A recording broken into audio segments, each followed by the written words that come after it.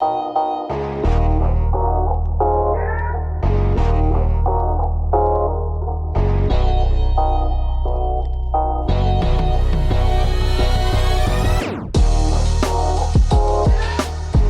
welcome back to Revive Talk. Today, we're glad you joined us. We're in a series called Hide and Seek, talking about lies that hide in our belief system because of strongholds that have formed in our life. Now, what are strongholds? It's when we have a thought and we put it up against the Word of God, and then we elevate it above the Word of God, and then it becomes something that we believe or something that we operate in that's based on lies and not based on the Word of God. And today, we want to talk about the stronghold of victimization.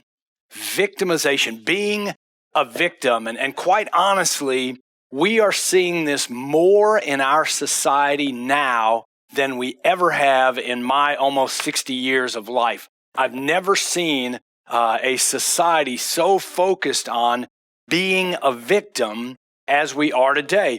We end up finding out in some way that we're all a victim. I'm a victim because of something you said to me. I'm a victim because of my race. I'm a victim because of my income. I'm a victim because of what's gone on in the workplace or in my family. I'm a victim of my parents. And so now we have an identity that's based on our victimhood. In other words, this is who I am based on what has happened to me, and I should get notoriety based on how much of a victim I am.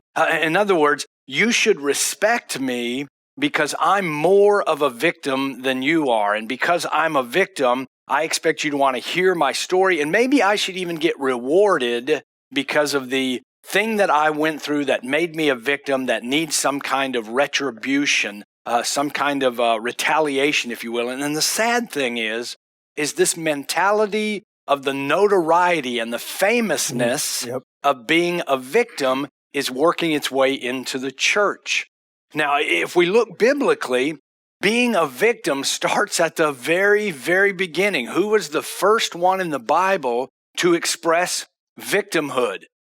Adam, the very first person on the planet, became a victim. He was told not to eat from his tree.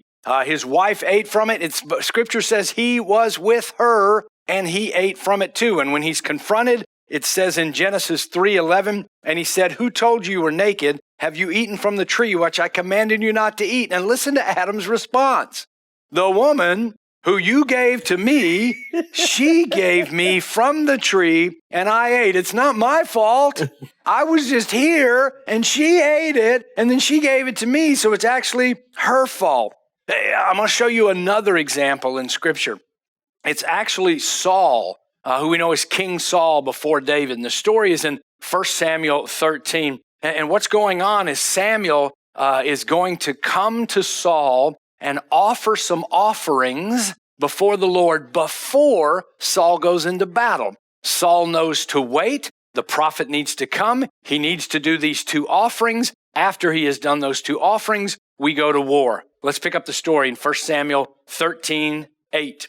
Now he waited 7 days according to the appointed time set by Samuel, but Samuel didn't come to Gilgal, and the people were scattering from him, meaning from Saul. So Saul said, "Bring to me the burnt offering and the peace offerings," and he offered the burnt offering. As soon as he finished offering the burnt offering, behold, Samuel came.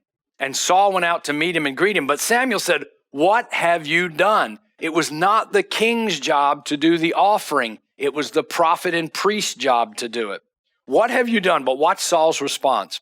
"Because I saw the people were scattering from me."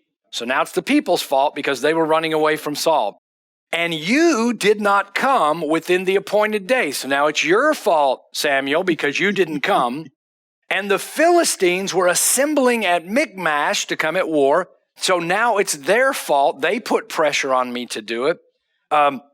"Therefore I said, now the Philistines will come down against me at Gilgal, and I've not asked the favor of the Lord." Now listen to this line. It's beautiful.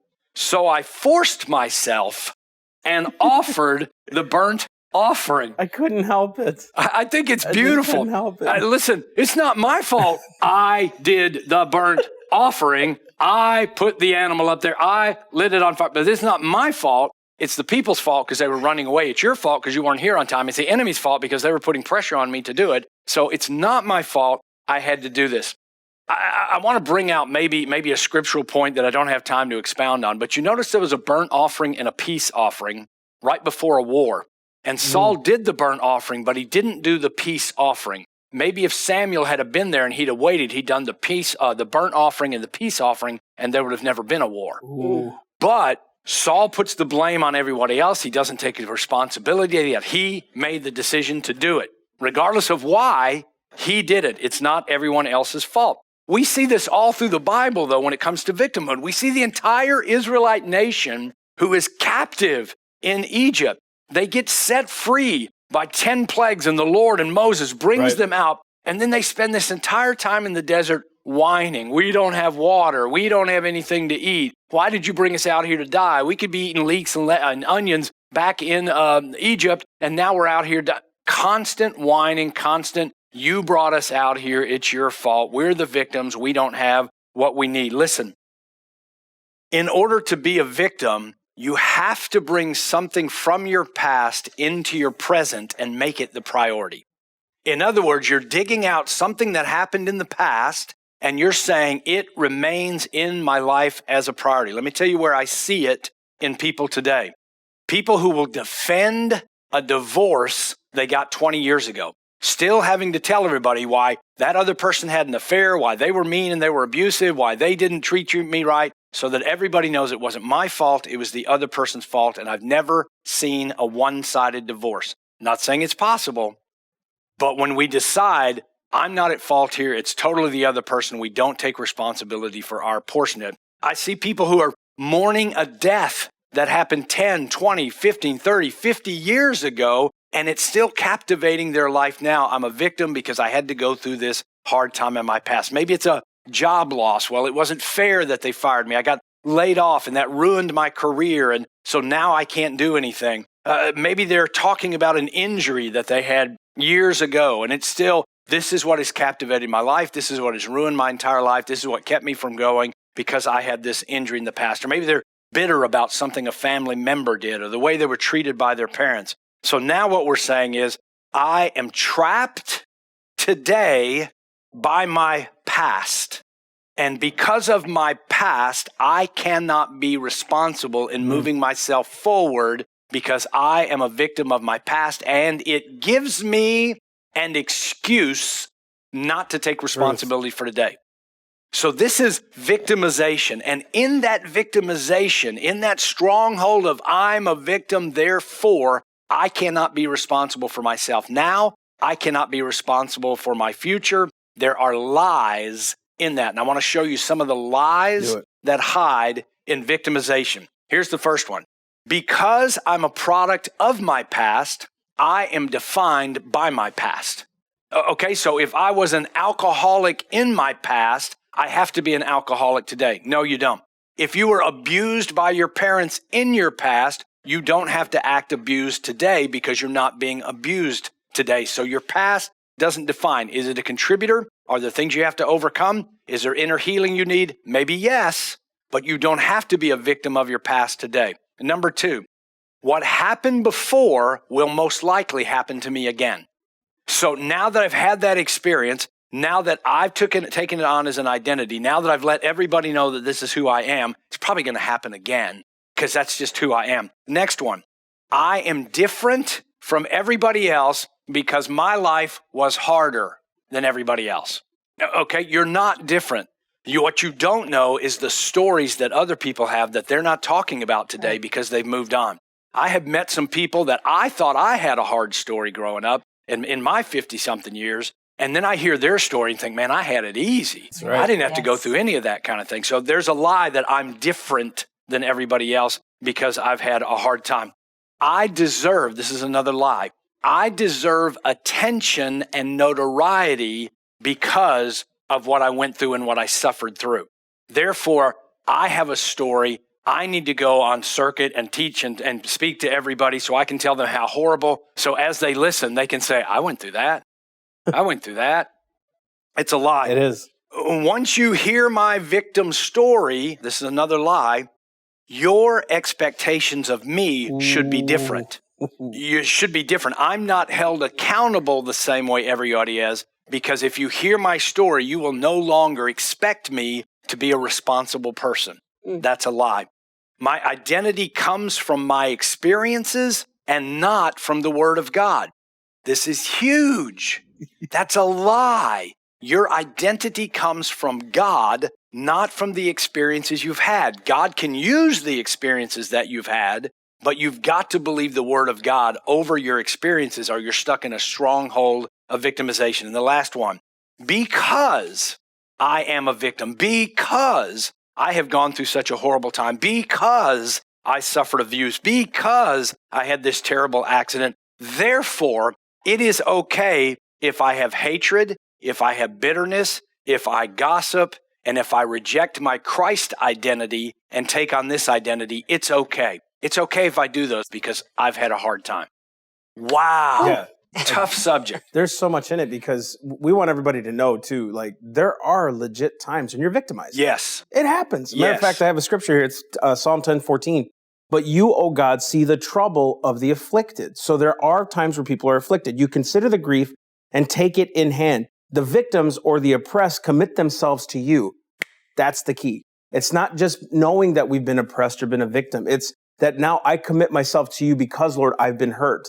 And if in your mind you play this victim card, and this is easy to tell if you're in a victim mentality, one, your words. I used to say this all the time when I got hurt in a ministry before. I would say, well, it's like the Lord has a giant toilet over my head and it just gets flushed every day. It just feels like everything's coming down on me. And I used to say it all the time. And I remember my wife finally got on me and said, if you keep saying that, that is exactly the kind of thing that'll befall you. And so I had to change my mentality, especially for my sons, to show them, hey, you overcome things like oppression and victimization. Good. And here he's saying, it's not that we just commit ourselves to God, but you commit yourselves in any situation, blessed, victimized, cursed, whatever. You commit yourself to God. And he pulls you out of that to get you out of that. So you're not victim. I'm going to give you a perfect example of what you're saying. This is exactly the problem with the Hebrews in Egypt. When the Hebrews were in Egypt, they were legitimate victims. Mm-hmm. They were enslaved. They were beaten. They were forced to make brick without straw. They had a very hard time. But once God delivers them, that has to become part of their past. They should be going through the desert saying, we're not in Egypt anymore. We're not making bricks anymore. We're not a slave anymore. We're on our way to a promised land. God's got all these things for us. And their attitude should have been forward thinking instead of backward thinking. That's so good. So, I mean, that's so good because like you said, they were victimized, but their victims are people that are choosing to carry that forward. And so they're making their current situation, they're making themselves a victim because they're carrying it forward. It's just... I think too, with the Egyptians or the Israelites, the Hebrew Israelites, or the Hebrew people, I should say, when they were in Egypt, when they left, it wasn't just that they were murmuring about leeks and eating these things. They said something, and I was old King James, right? They would say, but we had it good. We miss Egypt. Like, it wasn't just, man, we had it, but it was like, our heart is still there. It was better for us there. Right. Instead of God leading them by faith, it was like, it was better to be back there. It's better to be a victim because people will feel sorry for me. It's better to be in this mentality because then I'll get attention. And I'm telling you this, if you're a victim and you're out to seek retribution rather than reconciliation, that is the wrong motive. It's the wrong heart, and it won't change. So let me give some signs or indications if you want to do a self-evaluation of how would you know if maybe you have a victim mentality or a victim stronghold in your life. I think one of the first and most obvious things is that we always blame others. No matter what goes on, it's always somebody else's fault. They pressured me. Yeah. They spoke to me that way. Therefore, I could act that way. So it's always someone else's fault. Second, and this is so big, it's so hard to see because of what you're doing, but I want you to see it in a new way. How many times have you repeated your hurt story from the past? How many times?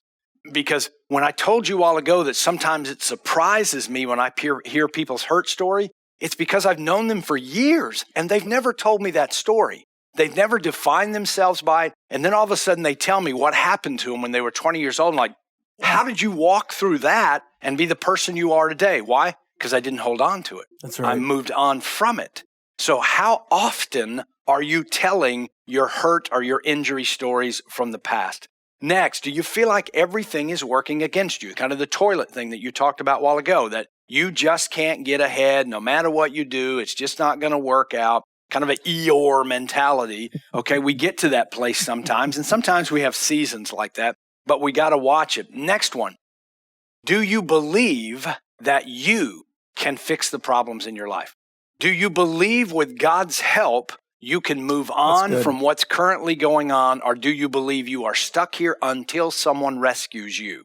Do you believe you're stuck in the place you are until someone rescues you? And then finally, when you've had something hard or tragic or happened in the past, do you take any ownership and responsibility in it happening?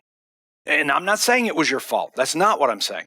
I'm saying, is there any, I should have done something different, maybe if I'd have handled it this way, some kind of thing that says, I take some responsibility. Listen, I take some responsibility for going to the bar that night. Ooh. I got in that car wreck. Afterwards, I was not drunk. The other person was, but I was coming out of a bar when I got hit. So some level of saying, okay, I had a contribution into that. And you say, well, it's still not fair. The other person, agreed. But if you can't take any responsibility in it at all, then what you're saying is I am 100% the victim of my own life, of my own circumstances. Everybody else controls what happens to me. That's right. I have no more control. So things to watch for to find out if you've got a victim mentality. But leave that for a minute, right? Leave the victim mentality for a minute. Bible says that it rains on the just and the unjust. It's clear that we live in a fallen world. We can't expect things to be perfect on earth as it is in heaven.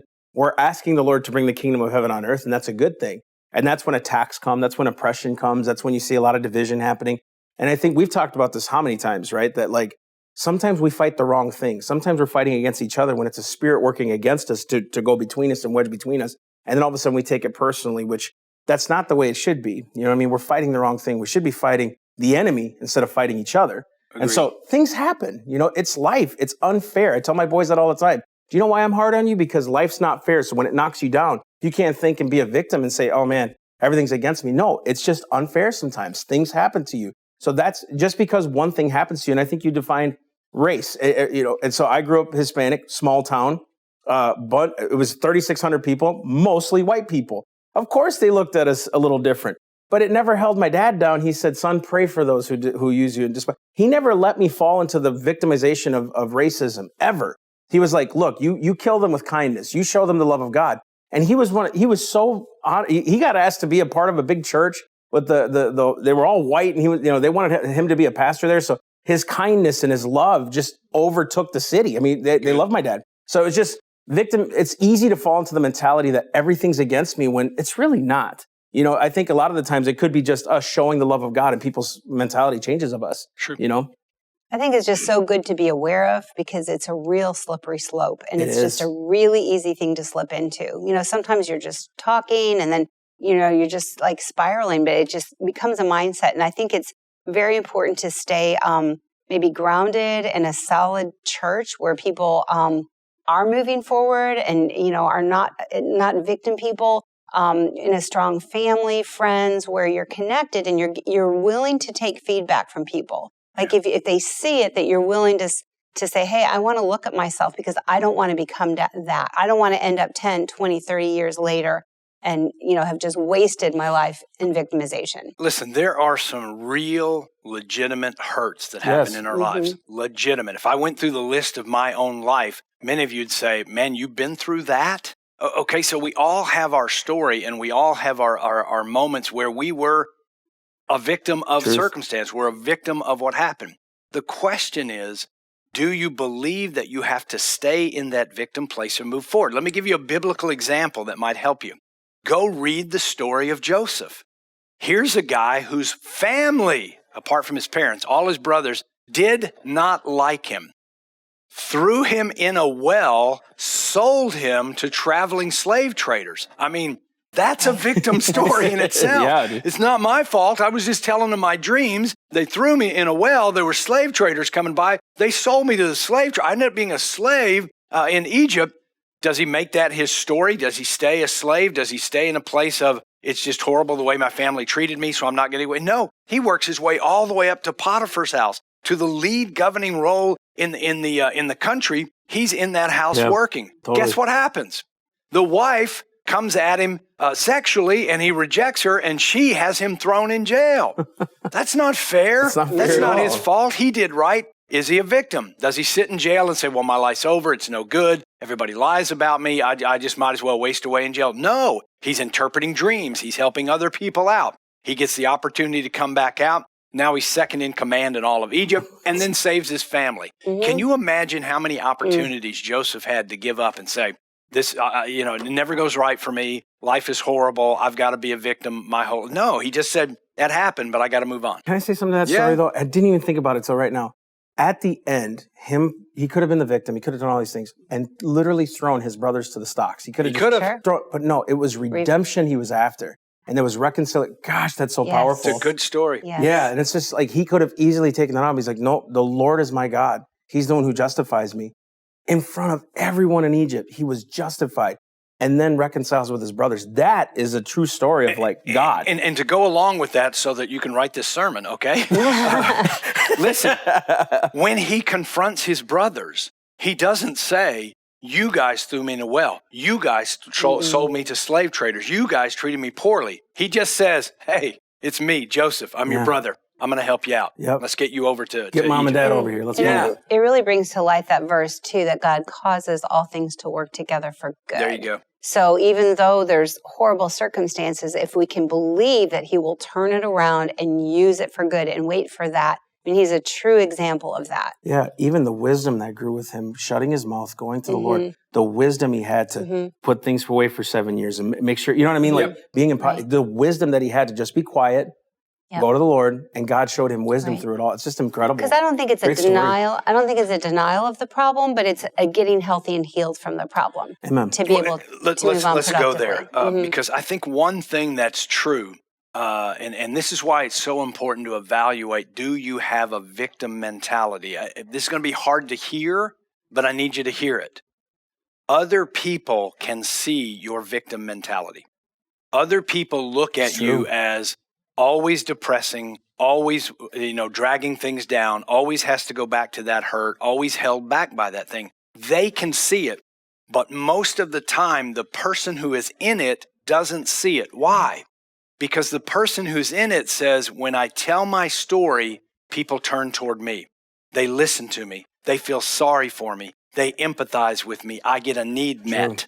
And so I'm using this. Wow, here comes the punch. It becomes an idolatry. I am idolizing myself and my victim and my hurts of the past. I need to bring it up and worship it again so that everyone else can join in the worship of my hurt. That's a hard thing to hear. And you know why it is hard to say it? Because we've all done it and we've experienced it. I know there's moments in my life where I did play that victim till I came to the realization of that. I am now becoming my own God and serving myself. And we do this a lot on social media. Pray for me. I'm not going to tell you what it is, but my husband's a jerk, or whatever, right? I'm not going to say anything, but please pray for me. You know exactly what you're doing. You're looking for attention.